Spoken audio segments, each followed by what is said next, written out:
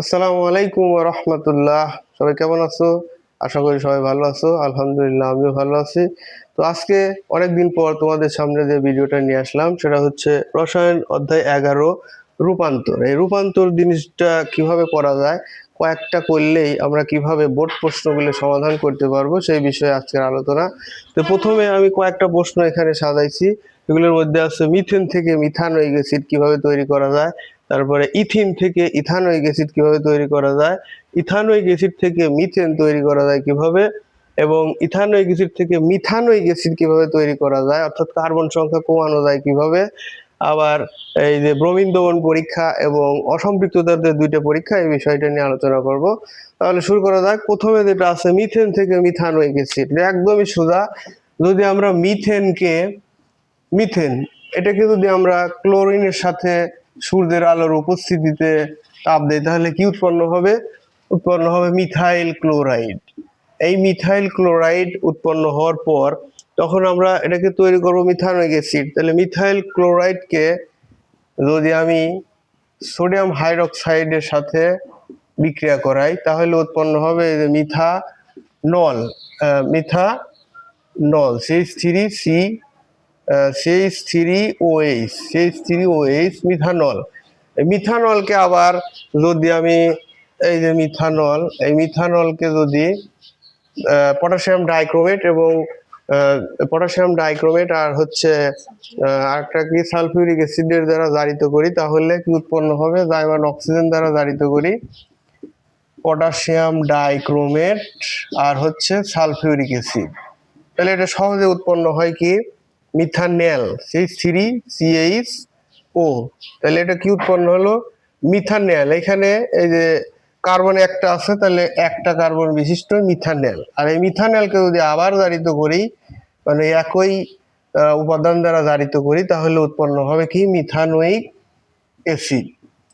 তাহলে এটা কিন্তু খুব সহজেই কয়েকটা ধাপের মাধ্যমে মিথেন থেকে মিথাইল ক্লোরাইডকে সোডিয়াম হাইড্রোক্সাইড দিলে মিথানল, মিথানলকে আবার জারিত করলে মিথানলকে জারিত করলে কি উৎপন্ন হবে মিথানোয়িক অ্যাসিড। ঠিক আছে, এরপরে আমরা পরেরটা করব ইথিন থেকে। তাহলে 2 নম্বর হচ্ছে ইথিন। ইথিনকে যদি আমি ইথিন থেকে কিভাবে ইথানোয়িক অ্যাসিড করব, ইথিনকে যদি হাইড্রোজেন ব্রোমাইডের সাথে হাইড্রোজেন পারঅক্সাইডের উপস্থিতিতে বিক্রিয়া করানো যায় তাহলে উৎপন্ন হবে হচ্ছে ইথাইল ব্রোমাইড, অর্থাৎ CH3CH2Br। তাহলে ইথিন থেকে তৈরি করাও কিন্তু একদমই সহজ যদি আমরা প্রথমটা জানি যে ইথিনকে যদি হাইড্রোজেন ব্রোমাইড দেওয়া যায় ইথাইল ব্রোমাইড CH2Br। তাহলে এখন এই ইথাইল ব্রোমাইডের পরের ধাপ কিন্তু এই একই রকম। এই ইথাইল ব্রোমাইডকে যদি আবার সোডিয়াম হাইড্রোক্সাইড দেওয়া যায় কি হবে ইথানল। তারপরে ইথানলকে মিথানলকে যদি আবার তাপ দেওয়া হয় তাহলে কি হবে মিথানেলকে আবার মিথানোয়িক অ্যাসিড। এইভাবে তাহলে ইথিন থেকে ইথানোয়িক অ্যাসিড তৈরি করা যায়। এখানে ইথাইল ব্রোমাইড তৈরি হয়েছে, তাহলে এখানে হবে কি ইথাইল ব্রোমাইড CH3CH2Br। এটাকে যদি সোডিয়াম হাইড্রোক্সাইডের সাথে তাপ দেওয়া যায়, বিক্রিয়া করানো যায় তাহলে কি উৎপন্ন হবে, এখানে হবে ইথানল CH3CH2OH।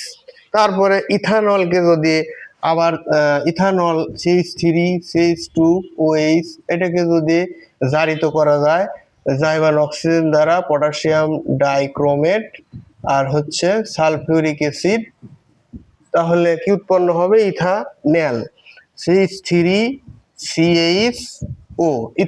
ইথানেলকে যদি আবার জারিত করি ওই একই উপাদান দ্বারা তাহলে কি উৎপন্ন হবে ethanoic acid CH3COOH ethanoic acid. তাহলে আগের ধাপের মতোই, শুধু এখানে ইথিন থেকে হাইড্রোজেন ব্রোমাইড দিলে হবে কি ইথাইল ব্রোমাইড। আর আগের যেরকম আছে সেরকমই একই প্রক্রিয়ায় গেলে এটা উৎপন্ন করা সম্ভব। এটা কিন্তু অনেকবার আসছে বোর্ডে। আর এই প্রক্রিয়াটা জানা থাকলে আমরা অনেকগুলা বিক্রিয়া সমাধান করতে পারবো এই অধ্যায়ে। ঠিক আছে, তারপরে 3 নম্বর যেটা আছে সেটা হচ্ছে ইথানোয়িক অ্যাসিড থেকে মিথেন। এইটা কিন্তু অনেক গুরুত্বপূর্ণ যে এইখানে আছে হচ্ছে ইথানোয়িক অ্যাসিড, উৎপন্ন হবে কি মিথেন ইথানোয়িক অ্যাসিড। লিথানোয়িক অ্যাসিড থেকে একটা কার্বন কমে মিথেন তৈরি করবে। আর কমানোর বিক্রিয়াটা একটা বিক্রিয়া আছে, সেটা হচ্ছে কি ডিকার্বক্সিলেশন। আর এই ডিকার্বক্সিলেশন বিক্রিয়ায় প্রথমে উৎপন্ন করতে হয় ইথানয়েড। এর জন্য আমাদেরকে করতে হবে সোডিয়াম হাইড্রোক্সাইডের সাথে বিক্রিয়া। সোডিয়াম হাইড্রোক্সাইডের সাথে বিক্রিয়া করলেই কিন্তু CH3COO উৎপন্ন হবে ইথানয়েড। আর ইথানয়েড উৎপন্ন হলে এখান থেকে যদি আমরা সোডা লাইমের সাথে তাপ দেই তাহলে উৎপন্ন হবে হচ্ছে এই একটা কার্বন কমে যাবে, অর্থাৎ এই CH3COO এটাকে যদি আমরা এই সোডিয়াম হাইড্রোক্সাইড এবং ক্যালসিয়াম অক্সাইডের উপস্থিতিতে উত্তপ্ত করি তাহলে উৎপন্ন হবে এই যে CH3COOH। এখান থেকে একটা কার্বন কমে যাবে, এখানে দুইটা কার্বন আছে, একটা কার্বন কম বিশিষ্ট অ্যালকেন তৈরি হবে, অর্থাৎ মিথেন তৈরি হবে। তাহলে এটা আমরা মাত্র দুইটা ধাপের মাধ্যমেই উৎপন্ন করতে পারতেছি, ঠিক আছে। তাহলে ইথানোয়িক অ্যাসিড থেকে মিথেনও শেষ। এবার ইথানোয়িক অ্যাসিড থেকে মিথানোয়িক অ্যাসিড কিভাবে তৈরি করব? তাহলে এখানে ছিল CH3COOH, উৎপন্ন করতে হবে CH3COOH। এই ইথানোয়িক অ্যাসিড থেকে আমরা মিথেন তৈরি করছি, এবার তৈরি করব কি মিথানোয়িক অ্যাসিড, একটা কার্বন কমাইতে হবে। তাহলে এর জন্য কিন্তু এই প্রথম দুইটা বিক্রিয়া একই, যে ইথানোয়িক অ্যাসিড থেকে সোডিয়াম হাইড্রোক্সাইড দিলে সোডিয়াম ইথানয়েড, ইথানয়েডকে আবার যদি সোডিয়াম হাইড্রোক্সাইড দেয় তাহলে হবে কি মিথেন। এখন কিন্তু আমরা জানি যে মিথেন থেকে মিথানোয়িক অ্যাসিড তৈরি করার প্রক্রিয়া আগের ধাপেই শিখাইছি, এটা ওই যে 1 নম্বরে এইটার মতোই হয়ে গেল, মিথেন থেকে মিথানোয়িক অ্যাসিড। অর্থাৎ এই মিথেনকে প্রথমে ক্লোরিন দেব, ক্লোরিন দিলে হবে কি মিথাইল ক্লোরাইড। তাহলে মিথাইল ক্লোরাইডকে যদি আবার কি করি, মিথাইল ক্লোরাইডকে যদি কি দিয়ে আমরা প্রথম ধাপে দিছিলাম হচ্ছে এইখানে সোডিয়াম হাইড্রোক্সাইড, তাহলে কি তৈরি হয়েছিল মিথানল। আর এই মিথানলকে যদি আবার কি করি, মিথানলকে যদি জারিত করি পটাশিয়াম ডাইক্রোমেট আর হচ্ছে সালফিউরিক অ্যাসিড দ্বারা, তাহলে এখানে উৎপন্ন হবে কি, মিথানলকে জারিত করলে কি উৎপন্ন হয় মিথানেল অ্যালডিহাইড, তাহলে এটা কি হবে মিথানেল। তো এখানে HCHO এই মিথানেল একটা কার্বন দিয়েই তো মিথানেল হয়, তাহলে এটা হচ্ছে মিথানেল। আবার যদি মিথানেলকে এইভাবে জারিত করি তাহলে উৎপন্ন হবে কি মিথানোয়িক অ্যাসিড। এই তো, তাহলে এই প্রক্রিয়াগুলোর মধ্যে কিন্তু সম্পর্ক আছে, একটা রিলেশন আছে, যে যার মাধ্যমে একটার সাহায্যে আর একটা তৈরি করতে পারি, ঠিক আছে। তাহলে এটা গেল। এরপরে সবচেয়ে গুরুত্বপূর্ণ এই অধ্যায়ের দুইটা বিক্রিয়া, এই বিক্রিয়া দুইটা কিন্তু পরীক্ষায় অসংখ্যবার আসছে, এই কারণে এইটা খুবই গুরুত্ব সহকারে মনে রাখতে হবে। তাহলে এরপরে পরের এই দুইটা হচ্ছে ইথিন থেকে ব্রোমিন দ্রবণ সংযোজন। এই যে ইথিন, প্রথমে আমরা অ্যালকাইন দিয়ে করবো ইথিন, CH2 ডাবল বন্ড কি CH2, এটার সাথে যদি ব্রোমিন দেওয়া হয় তাহলে আমরা শিখছি যে কি উৎপন্ন হয় ডাইব্রোমো ইথেন। অর্থাৎ এই কার্বন দুইটা দিয়ে কি করব, ব্রোমিন দিয়ে দেবো দুইটা করে, তাহলে হয়ে গেল কি ডাইব্রোমো কি হলো ইথেন। তাহলে এটার নাম হচ্ছে ডাইব্রোমো ইথেন। তাহলে এইটার দ্বারা কিন্তু একটা অসম্পৃক্ততার পরীক্ষা হয়, যে ব্রোমিনের বর্ণ হচ্ছে লাল। এখন যখন অ্যালকিন অথবা অ্যালকাইনের সাথে বিক্রিয়া করানো যায় তখন কিন্তু এটা বর্ণহীন হয়ে যায়।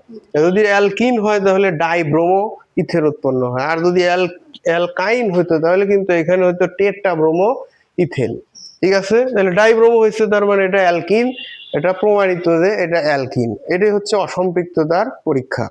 এরপরে আর একটা পরীক্ষা আছে অ্যালকিনের, সেটা কি CH2 ডাবল বন্ড CH2, এটার সাথে যদি আমরা এই যে পানি দ্বারা কি করি, পটাশিয়াম ডাইক্রোমেট দ্বারা জারিত করি, পটাশিয়াম পারম্যাঙ্গানেট দ্বারা জারিত করলেও কিন্তু হবে।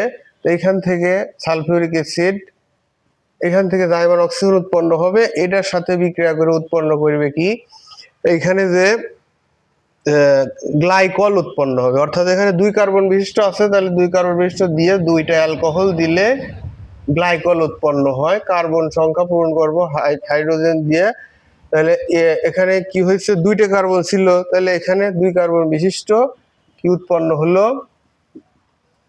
Ethylene glycol. 2টা অ্যালকোহল আছে, তাহলে ইথিলিন গ্লাইকল।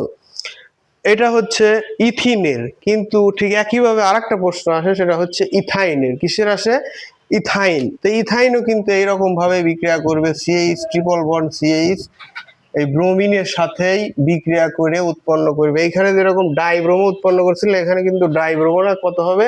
টেট্রাব্রোমো। সেটাকে আমরা এইভাবে দিতে পারি, দুইটা কার্বন দিয়ে দুই পাশে এরকম ব্রোমিন দিলাম হচ্ছে মোট 4টে, এখানে দুইটা, এখানে দুইটা, 4টে, আর এইখানে একটা হাইড্রোজেন, এখানে একটা হাইড্রোজেন দিলে কি উৎপন্ন হলো?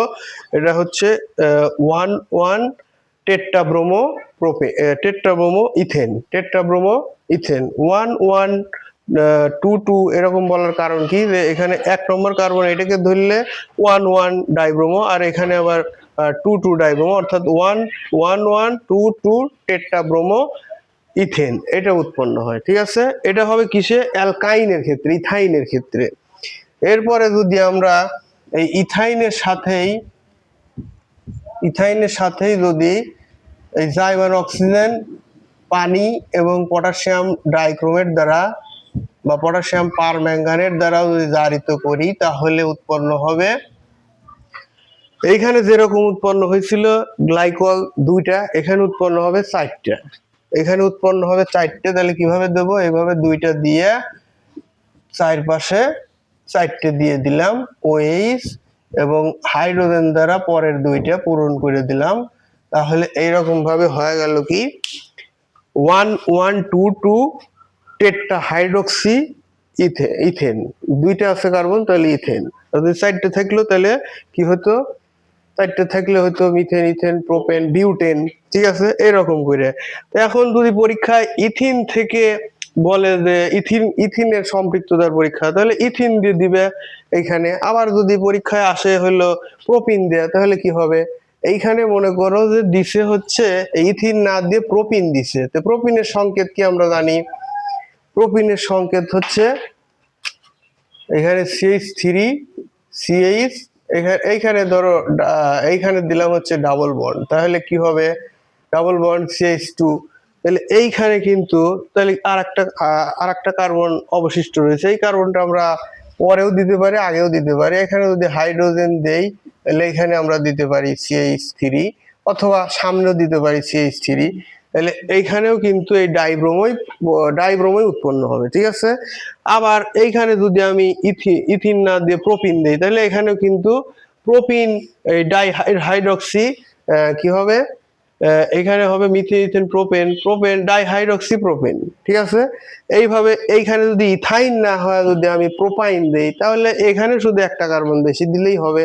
আবার এখানে যদি ইথাইন না হয়, প্রোপাইন হয়, তাহলে এখানে যে কয়টা কার্বন লাগবে এখানে যোগ করে দিলেই হবে। তাহলে মূল বেসিক সূত্র কিন্তু এইগুলোই। ঠিক আছে, এর আগেরটাই যেমন মিথেন থেকে মিথানোয়িক অ্যাসিড দেখাইছি, এখন যদি আমি বলি ইথেন থেকে ইথানোয়িক অ্যাসিড, একই প্রক্রিয়া। ইথেনকে প্রথমে ক্লোরিন দেবে, ইথাইল ক্লোরাইড হবে, তারপরে হচ্ছে ইথানল বানাবে, তারপরে ইথানল, তারপরে ইথানোয়িক অ্যাসিড। এইরকম ভাবে ইথিন থেকে ইথানোয়িক অ্যাসিড বানানো যায়। প্রোপিন থেকে কি প্রোপানোয়িক অ্যাসিড বানানো যায় না?